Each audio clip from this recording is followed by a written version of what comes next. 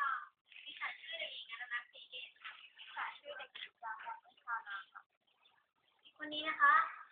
เราก็เป็นตัวแทนของกลุ่มนะคะเราจะมาแก้สมการเชิงเส้นสองตัวแปรนะคะงั้นเรามาเริ่มกันเลยนะคะ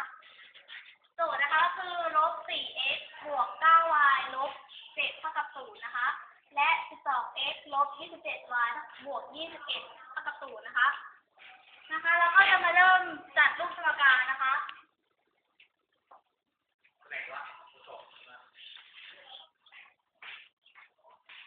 จัดรูปสมการ1กับ2นะคะเราก็จะได้เป็นลบ 4x บวก 9y เท่ากับ 7 นะคะและสมการที่2นะคะเราก็จะได้ 12x